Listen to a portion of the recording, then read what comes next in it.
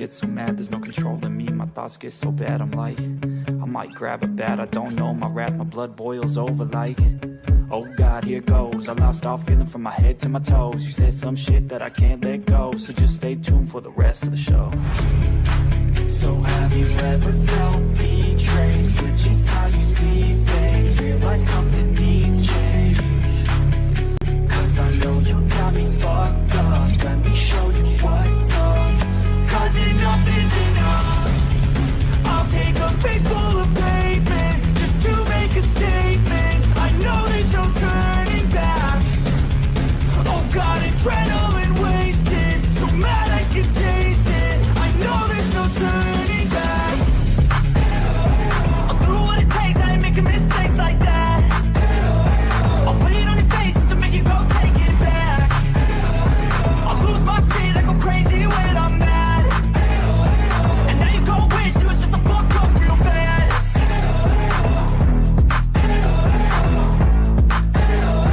And now that I'm gone, yeah, I know there's no turning back.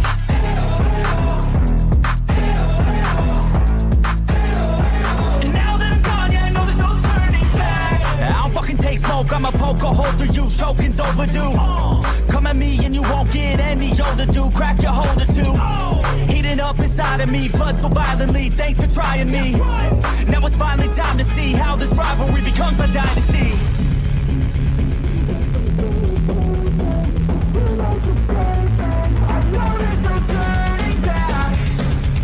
Oh God, adrenaline wasted, so mad I can taste it. I know there's no turning back. I'll do what it takes, I ain't making mistakes like that.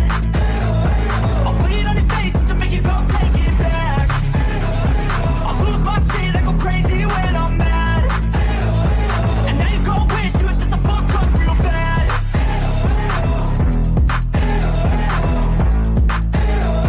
And now that I'm gone.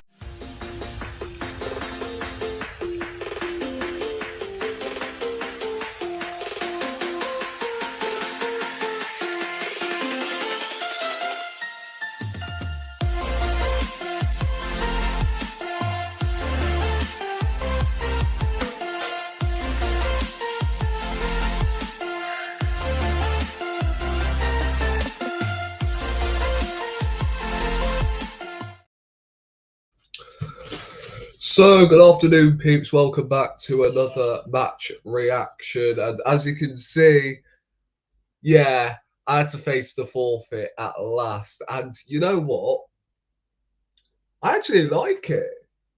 It's, yeah, I'm liking the new appearance, although I've already done this 3 times already. But in case you have no clue what I'm talking about, obviously, if you didn't watch my recent video, fortunately, I lost and I had to bleach my hair again. And yeah, it's actually looking pretty snazzy, I can't lie. Big up to all of you that are in the chat. Got Luca, of course. Big up. You okay? Yeah, I'm doing good, man. Obviously, I've suffered with a cold all week, but yeah, it's nothing too major. Merry Christmas, Rory. Yeah, obviously, Merry Christmas to all my viewers as well, because yeah, the support they've given me over the course of the year has been nothing short of amazement, really. So I'll be always grateful for the support you've given me. Is this open? Yeah, I may drop the link later on, after when obviously I've got everything off my chest. Hope you're okay. Yeah, I'm all right. We are top of these, so we are top. Yeah, man. You know. Hold up. Give me 2 secs.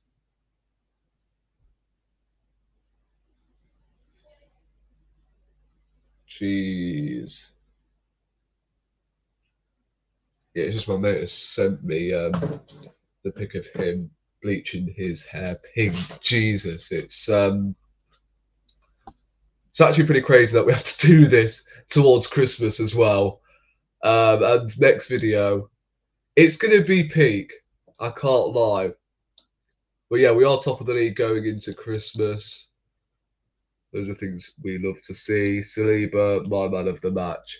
Yeah, we will get, of course, into the game.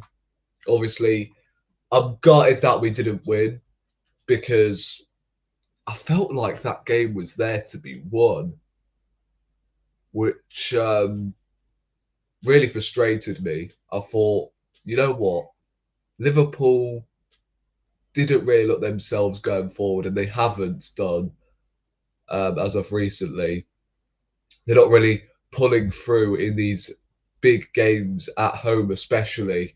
So I thought this was a great opportunity for Arsenal to travel over to Anfield and get something. And that's twice now that we've taken the lead and we've drawn the game. And look, I'll take a point at Anfield. There's no hard feelings about it. At the end of the day, Anfield is one of the most difficult places in the Premier League to travel to, and we must get a point. It's not the end of the world, and I think there is a lot more positives to take away than there is negative wise. I thought, as you said, Luca, in the chat, Saliba was a monster yesterday, as well as Gabriel. But we have to quickly touch on Zinchenko.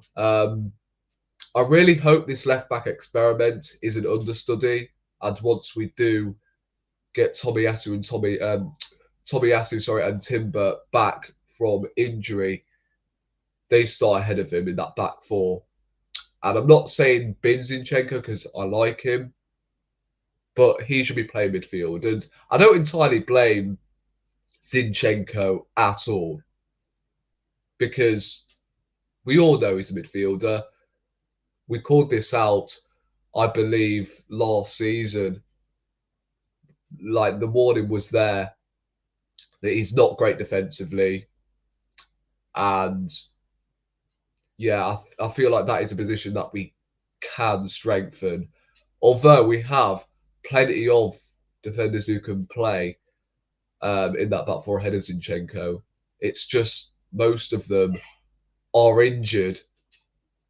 Obviously, Tomiyasu injured until January. And don't forget, Tomiyasu's going to the Asian Cup, isn't he? So we're not going to have him throughout the whole course of January. Timber has got a long-term injury that's going to take him out until February minimum. So we're going to have to strengthen in that left-back area. A striker is definitely on the cards. I think we need someone to compete with Jesus. Not someone who is,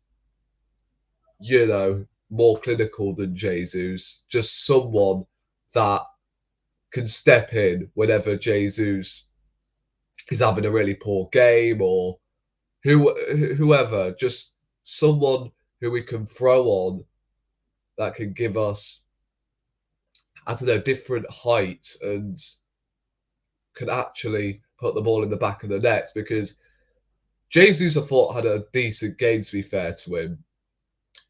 It's just he needs to start having that sort of awareness to get into the right positions to score, because look, Liverpool could have easily won the game, but at the same time we could have.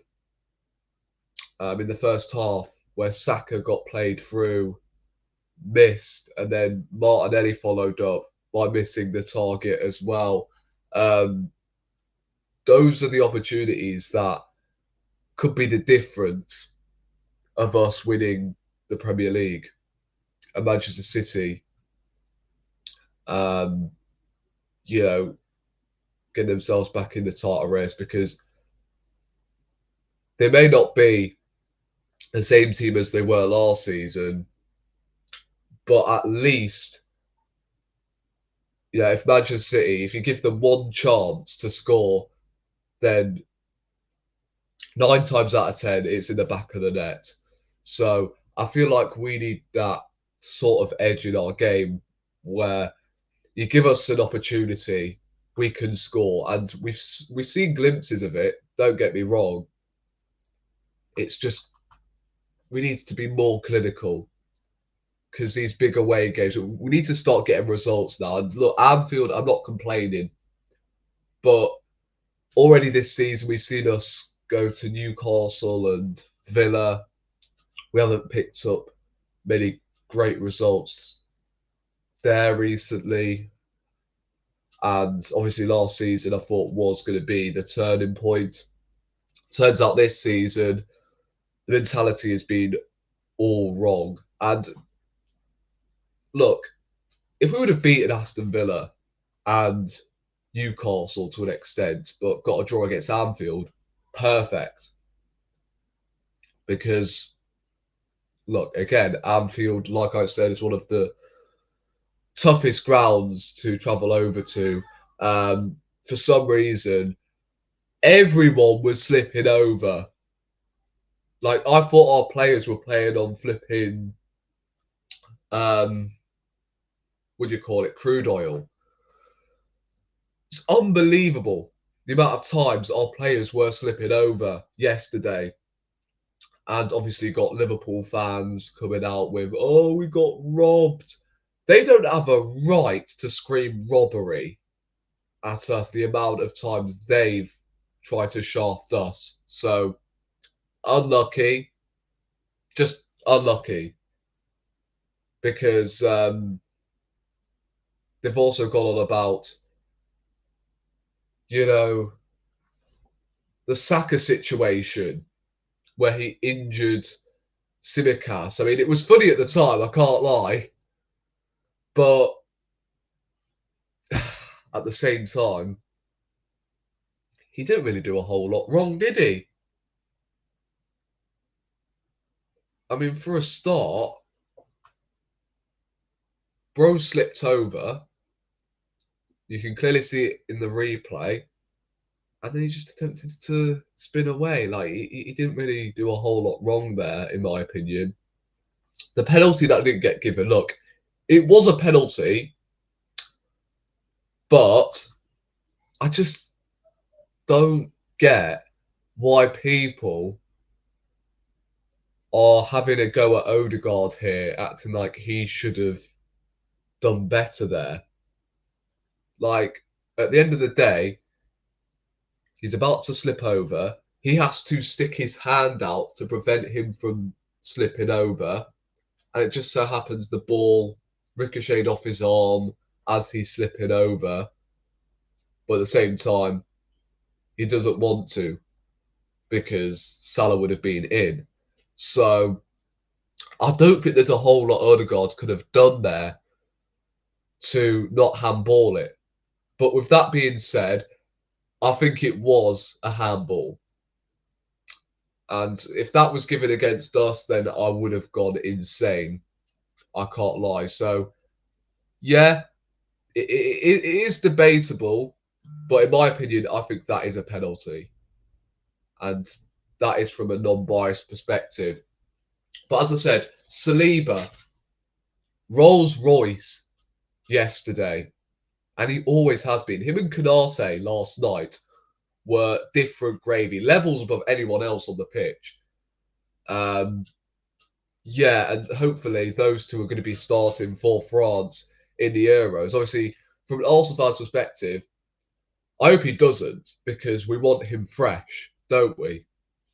We don't want him to pick up any major injuries here and there. So I hope, obviously, he doesn't start for France, but he should be. So there you go. I mean, Saliba won absolutely everything. And again,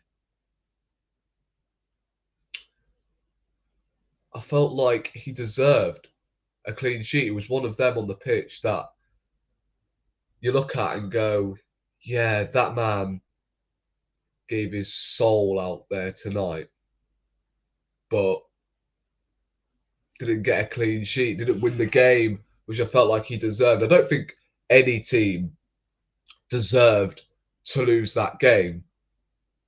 I mean, obviously, Liverpool had that opportunity in the second half where they had a 5-on-1 with Declan Rice, the only guy back, and I'm like, oh, this is it.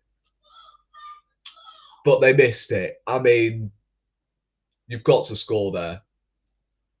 If you're a Premier League football team, you've got to score, especially with 5-on-1. So,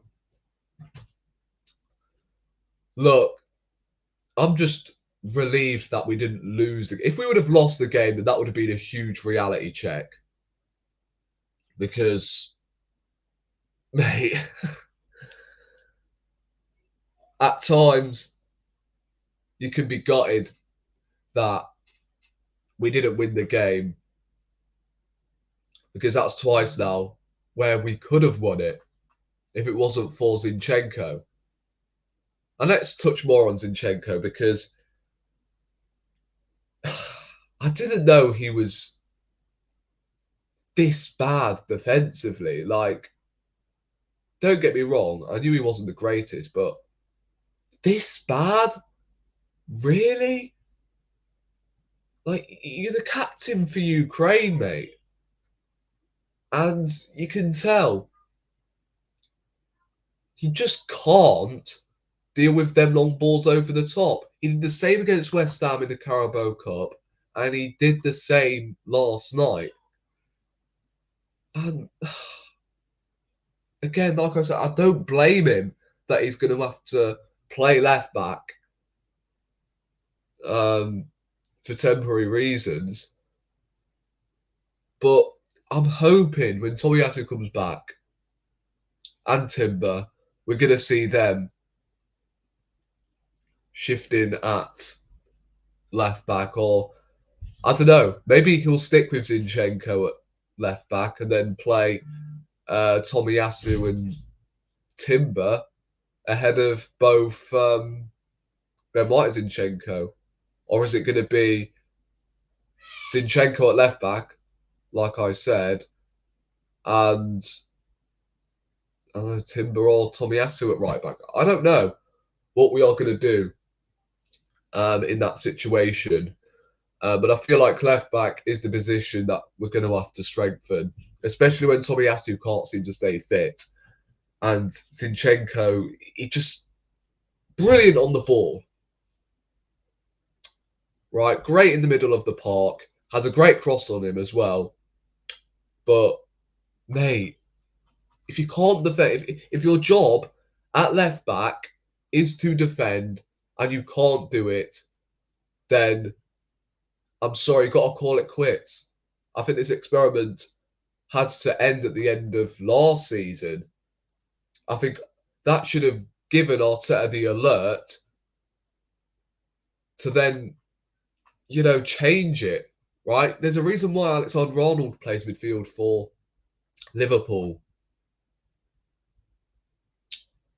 right? And you can talk about him inverting. Yeah, that's great. But then otherwise, don't laugh at Trent that he can't defend, because he's now playing in midfield for Liverpool. He's had a great season, to be fair to him. So, look, I think we knew it already that Zinchenko was the weakness. And we knew Salah was going to have his number a couple of times. But I thought in the second half, to be fair to him, I thought he grew into it slightly. It's just he cannot play left back. It's as simple as that. And I think all Arsenal fans will agree with me. Well, I'm not saying we should bin him, but I think midfield is the go-to for him. That is just my opinion. Gabriel last night was, oh my days. How many times do I have to talk about this guy? He is one of the most underrated centre-halves on the planet right now. I don't care what anyone says. Right? The moment we signed Gabriel, I was like, yeah, this guy's boss. Yes, he can be rash at times, But right now, I can't remember the last time he actually picked up a booking for Arsenal. And B, can you remember the last mistake he made? I mean, don't say that pre-season game against Man United because it's pre-season. I'm talking a competitive game. When was the last time Gabriel made a mistake? And the best thing about him, he's probably one of our players that actually stays fit for over the course of the season. Right? He manages to stay fit whenever we need him to. And look, he brings a positive energy to the team. He scores goals. He's cozy in the tackle. He's cozy on the ball. He's strong in the tackle. And I think he needs to be spoken highly enough. I don't think he has been at the moment because of Saliba's performances. I feel like Gabriel has actually made Saliba the player he is now. I can't lie, because obviously both of them are very familiar with each other. Both centre halves were playing predominantly in the French league, so they do have that sort of connection, and they just complement each other perfectly. And look, long may it continue. I feel like him and Saliba are the reason why we've conceded limited goals so far this season. You've got Raya in goal, who actually was decent yesterday. Coming for crosses was fine. Distribution I thought was really good. People are saying he could have done better for that goal. I mean, really? Like, you could have Ramsdale and Raya in goal at the same time, and they still wouldn't be able to save that. So, mate, I think, as I said, Raya had a really, really, really good game. I thought Ben White was okay. I thought he was excellent in the first half, to be fair to him. Second half, there's a couple of times where he got skipped past by Darwin Núñez. But other than that, I thought he actually had a pretty decent game. Declan Rice, again, I mean, him, Saliba and Gabriel are the spine of this team. All three of them gave their souls out tonight. Not tonight, you get what I mean, last night. Just the way that guy breaks play is just one of the best I've seen from a CDM. And he's not afraid to put in a tackle. He's had that one booking so far this season. I think he's one of the best DMs right now in the world. And yes, he is better than Rodri at the moment. I'm throwing that out. I'm throwing that out now. I think he is better than Rodri. Obviously, Rodri is a better all-round player, but Declan Rice is clear right now. Rodri has discipline issues, whereas Declan Rice, right, he dives into so many tackles, yet he doesn't get booked. Hardly. Like, mate, in these big games as well, always comes in clutch. And look, say if Man City got their hands on Declan Rice, then I think City would be top of the league. I can't lie.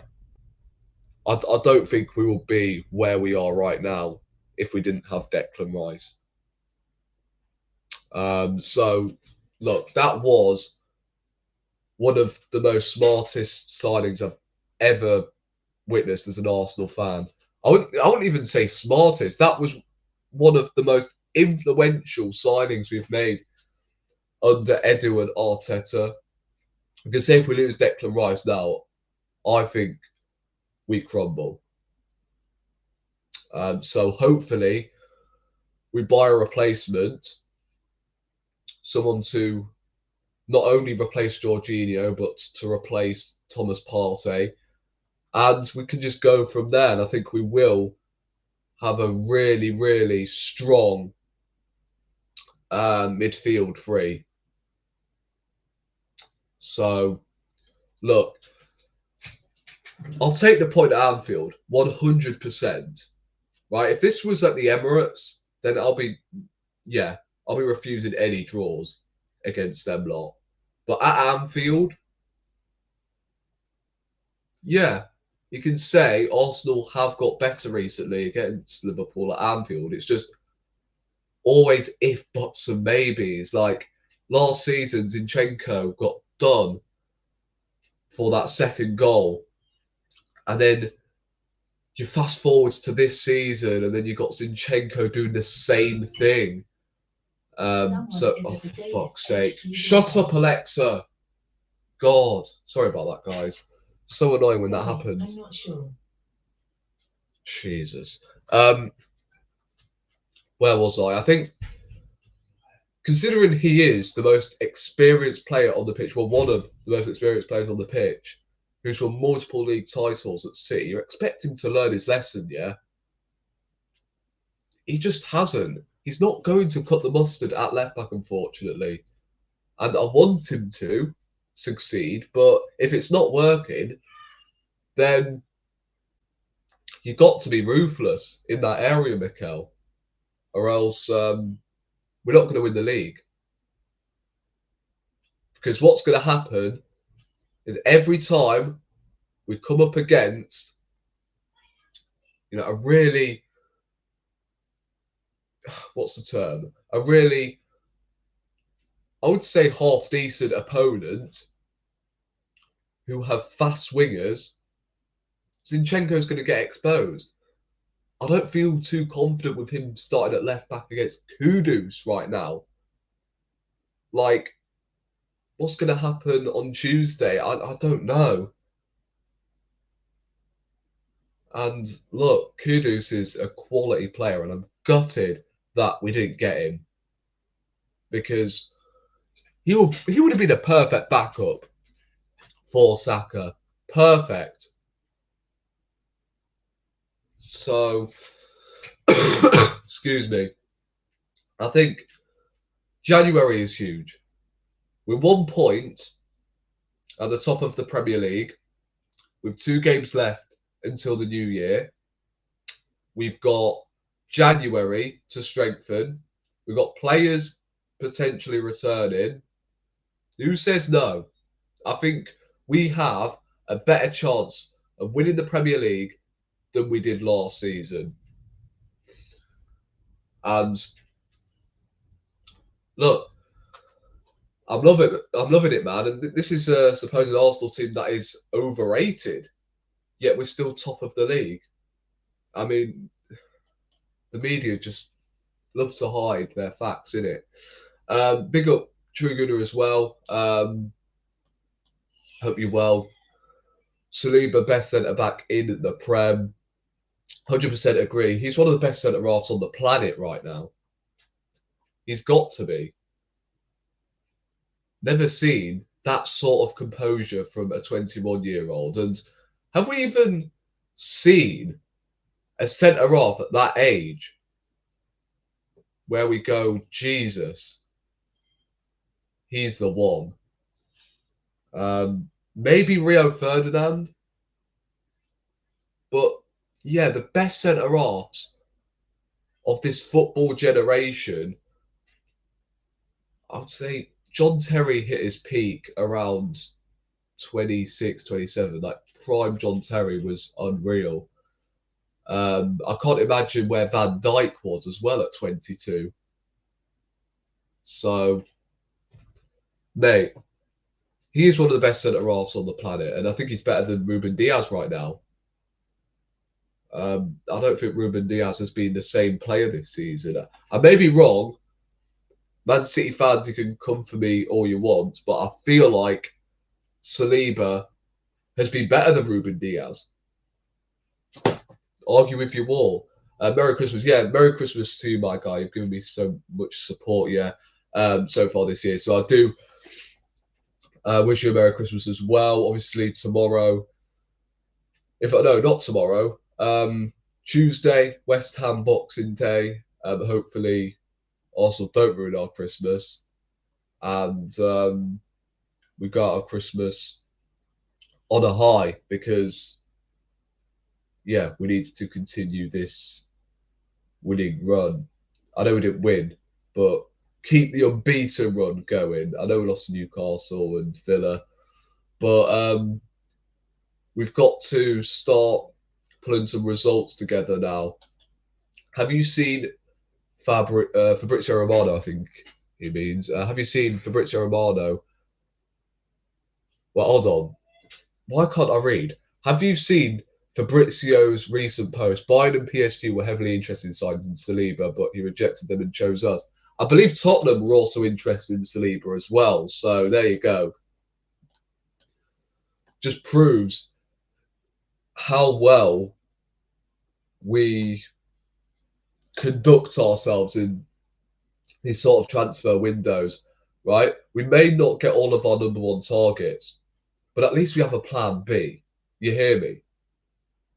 So I'm most pleased. Who else do I want to talk about? Martinelli, right.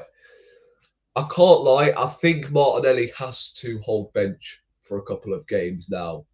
I think he's starting to gas out slightly as of recently. The thing with Martinelli is every time he does run with the football, I don't think he lifts his head up. It's just all about running with the football. He's very direct and he's frighteningly quick. But I think sometimes he just needs to lift his head up. Don't get me wrong. I think he is still raw, and he will reach to that world-class player category around, I don't know, 26, 27. We'll see, obviously. But I feel like right now he's gone off the boil, and I think it's time to throw in Trossard for a couple of games now. And look, I feel like playing Trossard more will then grow that confidence more, because if we're not, then it simply won't grow his confidence, won't it? So I think if you give Trossard a couple of games, right, this is your opportunity, because Martinelli is slightly off form right now, and he's been off form all season, to be quite honest. And I'm not saying get rid of him, because I love Martinelli, but I feel like you've got to call a spade a spade. I think he's got to come out of the firing line for a couple of games and actually give him some time to meditate and make him fight for his spot. This is a ruthless sport at the end of the day, right? We had no problems doing it for Aaron Ramsdale as a key part of our title credentials last season. We've got to do the same for Martinelli, surely. And again, this is not me saying I want him sold or anything. It's just you bought players in for rotation. Trossard is a prime example. Nelson is another one that you signed up for a new contract. You've got to be giving other players opportunities. So I'm praying, Mikel, please utilise your options properly. Actually make them fight for their spot. So, look, that is just me.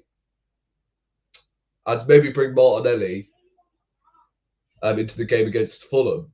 Or maybe, if Trossard produces a masterclass, then, I don't know, start Martinelli for the game against, I think it's Crystal Palace, on New Year's Day, I believe. Do we play the New Year's Day? I don't know. It's either the 1st or the 2nd of Jan we play Crystal Palace at home. So play him in that game. Make him wait for his opportunity again, like Trossard has got to do. So look, again, this doesn't mean I don't like him and I want him sold. I just feel like with him last season, I believe we did the same thing. We dropped him for a couple of games. We brought Trossard in. Martinelli came back into the side, and he kicked on when he had a bad patch in that season around December, January, February. So I think he needs that at the moment. And I think Saka needs some competition because, as I said, he doesn't trust Nelson. So I feel like he needs to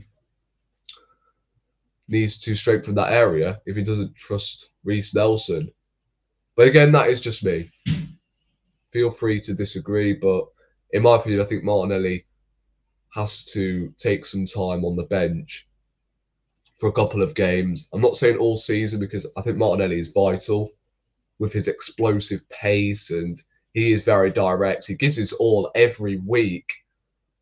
But I think last night I noticed that he wasn't doing his off the ball work, helping out Zinchenko when needed. And I think that gave me the alert straight away that, I think he is gassing out. So I think for his own sake, I think he should be dropped. For Trossard, give him an opportunity, or Nelson, whoever. And we'll see whether that actually wakes him up. Because at the moment, he's just not clicking. I don't know what it is. He scored 2 goals all season. One was against Man City. That was technically a deflected shot. And one against Luton. And that's it, really. I was expecting him to kick on after, which was such a brilliant season. I mean, that was arguably his best season in an Arsenal shirt. But at the moment, he hasn't. And maybe it is that injury that Caicedo gave him in that Brighton game last season. And to be fair, he did have an hamstring injury for a long period midway through this season. So maybe that is what's playing him up, that injury. But at the same time, if you're fit enough to start games week in, week out, then Mikel would have straight away noticed that, surely, if he was playing with an injury. I mean, I don't know. But I just feel like he's got to take some time on the bench, take some time to reevaluate things, and hopefully he comes back stronger. Sorry, no, he comes back stronger when he eventually takes his first team spot again. But guys, should we do some player ratings to finish it off? I think we should, because there's now else to talk about. So obviously starting off with David Raya, I thought he actually had a decent game. Distribution wise, he was fine. Hold on, give me 2 secs. There we go.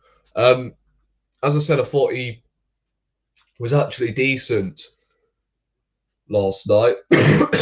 Didn't have a chance with the goal. I mean, let's be honest. He couldn't do a whole lot about that into the top corner. And I'm pretty sure he was caught in 2 minds in that situation. Because Salah, of course, is left-footed and you're expecting him to bend it into the far corner. But Raya, I'll give him a 7. I thought he was decent.